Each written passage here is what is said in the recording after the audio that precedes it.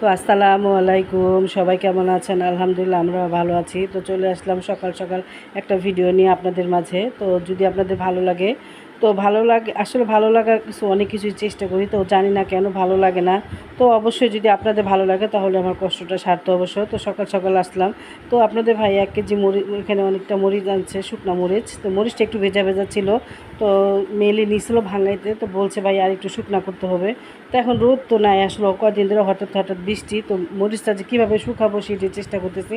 তো সকালবেলা একটু ঢাইলে দিছি, এখানে তো হালকা পাতলা রোদ আসে। তো এই তো দেখি কি একটু যদি মচমচা হয় আর কি।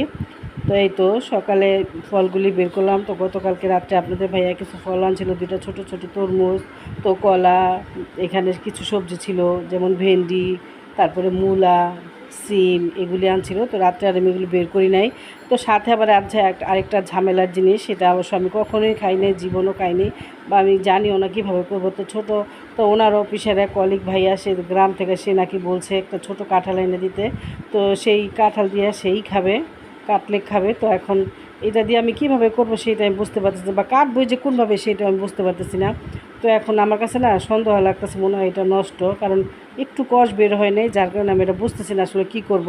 তো দেখি একটু ছুইলা কী করি, যে আসলে যে জিনিস খাই নি কখনো বা কখনো রান্না করিনি, তো বুঝতেছি না আমি আসলে কী করবো। তো এখন ছোলার পর দেখি কি কোনো কষ নাই। তো আমার কাছে মনে হলো আসলে জিনিসটা পচা। তো আমার মেয়ে বলতেছে আম্মু এটা ভালো না, ফালাই দাও। তো আমি ভাবতেছি ফালাই দিব, একজনের শখ করে আনছে খাওয়ার জন্য, যদি কিছু করতে পারতাম তো ভালো লাগতো। তো যাই হোক, এটাকে নিয়ে অনেকক্ষণ সময় নষ্ট করলাম। তো এখন রান্না করতে যাব, তো বেলা কিন্তু অনেকটাই হয়ে গেছে। তো সেদিন 2টা মুরগি আনছিল আপনাদের ভাইয়া, সে মুরগির আজকে হাত পা গলা মলা যা আছে ইত্যাদি, আর সাথে কিছু মাংসও দিব। তো ওগুলি রান্না করবো আজকে এক কড়াই।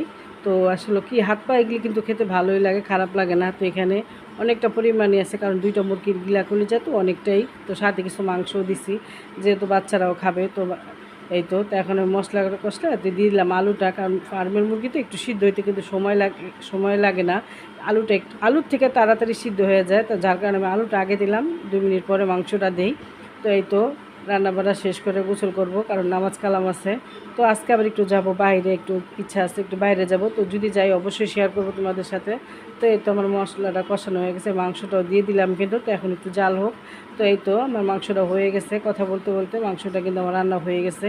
তো এখানে দিয়ে দিলাম জিরা পাউডার। তো এই তো এখন নামাই ফেলবো, তো নামায় গোসল করতে যাব এখন। তো এই তো কথা বলতে বলতে কাজ শেষ করে তো এখন গোসল করে আসলাম, গোসল করে এসে নামাজও পড়লাম। তো নামাজ কালাম পড়ে একটু ভাবলাম একটু তোমাদের সাথে কথা বলি। তো আসলে নামাজ হলো এমন একটা শান্তির জিনিস, নামাজটা পড়লে কিন্তু খুবই ভালো লাগে। তো আসছে কদিন ধরে অনেক গরম লাগছে, কিন্তু বৃষ্টি কিন্তু হইতেছে, কিন্তু তারপরে কিন্তু গরম কমতেছে না। তো হঠাৎ করে এত গরম, আসলে সামনে তো গরম আরও আমাদের জন্য অপেক্ষা করতেছে। তো যাই হোক, আলহামদুলিল্লাহ, আল্লাহ পাক আমাদেরকে যেভাবে রাখবে, যে হালে রাখবে সেটি আমাদের জন্য মঙ্গল, সেটি আমাদের লাখ লাখ শুকরিয়া।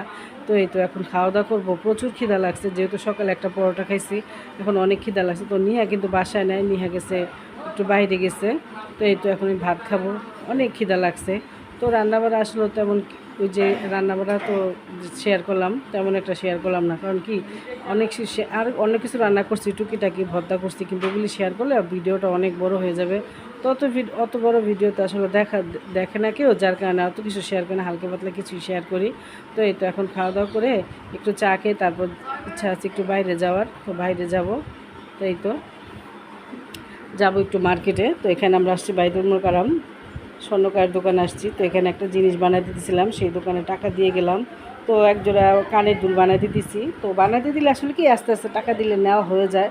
তো যেহেতু মেয়েও বড় হয়ে গেছে, তো ওর উপলক্ষে একজোড়া একটা কানের দুল বানাইতে দিচ্ছি, যখন আনবো সেটা অবশ্যই তোমাদের সাথে শেয়ার করব। তো দোকানে গেলাম, টাকা দিলাম। তো এই তো এখন আমরা চলে যাবো বাসায়। তো ভাবতেছি মেয়েদেরকে নিয়ে একটু কিছু খাওয়া দাওয়া করি। তো আমরা কিন্তু আজকে রোজা শেষ হয়ে গেছে। তো রোজা শেষ হয়েছে বলে কিন্তু আজকে বাইরে গেলাম, তারপর একটু খাবো শরবত। এই তো 3জনে একটু লাচ্ছি নিয়েছি, তো লাচ্ছি খেয়ে চলে যাবো বাসায়, যেহেতু আলিফ ইয়ামিনদেরকে রেখে আসছি, যেহেতু ওরা বাসায় একা, ও আমার আম্মার কাছে রেখে গেছি। তো এই তো বেশিক্ষণ সময় লাগে নাই, মাত্র যাওয়া আসা যতক্ষণ সময়, আর একটু লাচ্ছি খেতে যতক্ষণ সময়।